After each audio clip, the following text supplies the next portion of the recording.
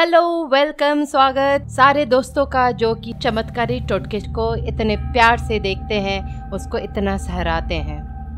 बहुत बहुत धन्यवाद, शुक्रिया, थैंक यू चमत्कारी टोटके को इतना सारा प्यार देने के लिए।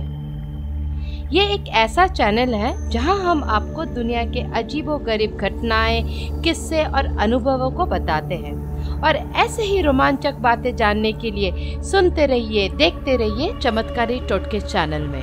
आप ही के प्यार की वजह से हमने एक फेसबुक पेज भी क्रिएट किया है जिसे आप लाइक करें और इसी डिस्क्रिप्शन में आपको इसका लिंक भी मिल जाएगा।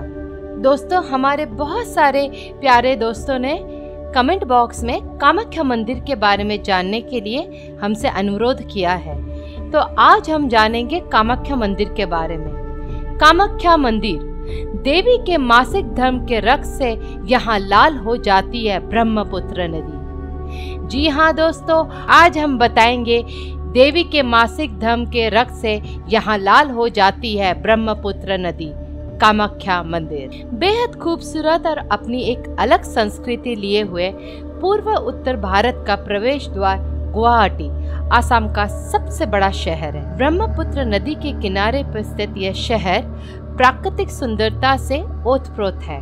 यहाँ न सिर्फ राज्य बल्कि पूरे पूर्वोत्तर क्षेत्र की विविधता साफ तौर पर देखी जा सकती है। संस्कृति, व्यवसाय और धार्मिक गतिविधियों का केंद्र होने के कारण आप यहाँ विभिन्न नस्लों, धर्म और क्षेत्र के लोगों को एक साथ देख सकते हैं। यूं तो इस शहर में घूमने और देखने के लिए बहुत कुछ है, परंतु ये शहर पर्यटन स्थलों से भरा पड़ा है। परंतु यदि आपने यहाँ का रहस्यमय कामाख्या मंदिर नहीं देखा और उसके दर्शन नहीं किए तो समझ लीजिए आपकी यात्रा अधूरी है। आइए तो आपको अधिक से अधिक बताने की कोशिश करते हैं कि कामाख्या मंदिर अपने में कई सारे रहस्य समेटने वाले इस खूबसूरत मंदिर के बारे में। कामाख्या मंदिर गुवाहाटी का मुख्य धार्मिक अट्रैक्शन है। यह मंदिर गुवाहाटी के अंतर्गत आने वाली नीलाचल पहाड़ियों में स्थित है, जो रेलवे स्टेशन से 8 किलोमीटर की दूरी पर स्थित है। यह मंदिर एक तांत्रिक देवी को समर्पित है। इस मंदिर में आपको मुख्य देवी कामाख्या के अलावा देवी काली के अन्य 10 रूप जैसे धूमावती, मतंगी, बगोला, तारा, कमला, भैरवी, चिन्मासा, भुवनेश्वरी और त्रिपुरा सुंदरी भी देखने को मिलेंगे। आइए हम जानते हैं अभी इसके पौराणिक इतिहास को। 108 शक्तिपीठों में शुमार होने के अलावा ये मंदिर और इससे जुड़ी किंवदंती अपने में एक बहुत ही रोचक दास्तान समेटे हुए हैं। पौराणिक मान्यता के अनुसार एक बार देवी सती अपने पिता द्वारा किए जा रहे महान यज्ञ में शामिल होने जा रही थी। तब उनके पति भगवान शिव ने उन्हें वहां जाने से रोक दिया। इस बात को लेकर दोनों में झगड़ा हो गया और देवी सती बिना अपने पति शिव की आज्ञा लिए उस यज्ञ में चली गई। जब देवी सती उस यज्ञ में पहुंची तो वहां उनके पिता दक्ष प्रजापति द्वारा भगवान शिव का घोर अपमान किया गया। अपने पिता के द्वारा पति के अपमान को देवी सती सहन नहीं कर पाई और यज्ञ के हवन कुंड में ही कूदकर उन्होंने अपनी जीवन लीला समाप्त कर दी। जब ये बात भगवान शिव को पता चली तो वो बहुत ज्यादा क्रोधित हुए और उन्होंने दक्ष प्रजापति से प्रतिशोध लेने का निर्णय किया और उस स्थान पर पहुंचे जहां यह यज्ञ हो रहा था। उन्होंने अपनी पत्नी के मृत शरीर को निकालकर अपने कंधे में रखा और अपना विकराल रूप लेते हुए तांडव शुरू कर दिया। भगवान शिव के गुस्से को देखते हुए भगवान विष्णु ने अपना सुदर्शन चक्र छोड़ा, जिससे देवी के शरीर के कई टुकड़े हुए और जो कई स्थानों में गिरे, जिन्हें शक्तिपीठों के नाम से जाना जाता है। बताया जाता है कि देवी सती की गर्भ और योनि यहाँ आकर गिरे और जिससे इस शक्तिपीठ का निर्माण हुआ है। अब जानेंगे कि कैसे पड़ा इस मंदिर का नाम कामाख्या।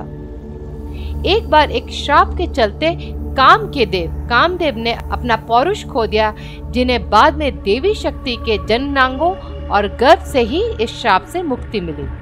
तब से ही यहाँ कामाख्या देवी की मूर्ति को रखा गया और उसकी पूजा शुरू हुई।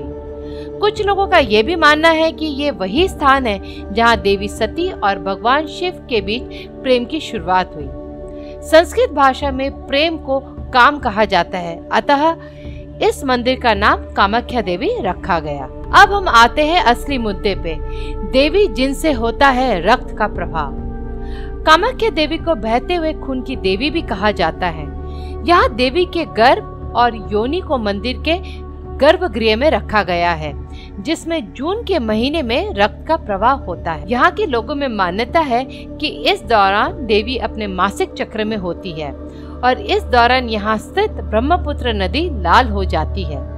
इस दौरान ये मंदिर 3 दिन बंद रहता है और इस लाल पानी को यहाँ आने वाले भक्तों के बीच बांटा जाता है।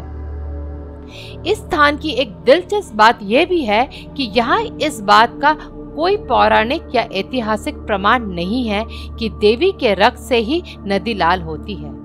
यहाँ रक्त के संबंध में कुछ लोगों का ये भी कहना है, इस समय नदी में मंदिर की पुजारियों द्वारा सिंदूर डाल दिया जाता है, जिससे यहाँ का पानी लाल प्रतीत होता है। यह मंदिर एक स्त्री की रचनात्मकता को दर्शाता है और ये बताता है कि स्त्री ही इस ब्रह्मांड की जननी है और हमें उसका सम्मान हर हाल में करना चाहिए। तो अब हमारे द्वारा इसको बताने और आपके द्वारा इसके जानने के बाद आप इस स्थान की यात्रा अवश्य करें और करीब से जाने इस स्थान के रहस्य और इससे जुड़ी किंवदंती को। हमारी पूरी कोशिश रहती है कि जो दोस्त, जो फ्रेंड्स हमको फॉलो कर रहे हैं, हमें इतना ढेर सारा प्यार दे रहे हैं, उनका हम वास्तविकता से परिचय कराएं। लेकिन ये कहानियाँ कितनी सत्य है उसे हम भी प्रमाणित नहीं कर सकते। लेकिन आप हमसे जुड़े रहिए, सब्सक्राइब कीजिए, लाइक कीजिए, शेयर कीजिए और हमेशा की तरह कमेंट कीजिए और मन में कोई भी संदेह हो तो हमसे ज़रूर पूछें और हम हमेशा आपके लिए लाते रहेंगे इसी तरह के रोमांचक घटनाएं। तो हमारे साथ जुड़े रहिए चमत्कारी टोटके चैनल में और हमारे साथ प्यार बांटते रहिए।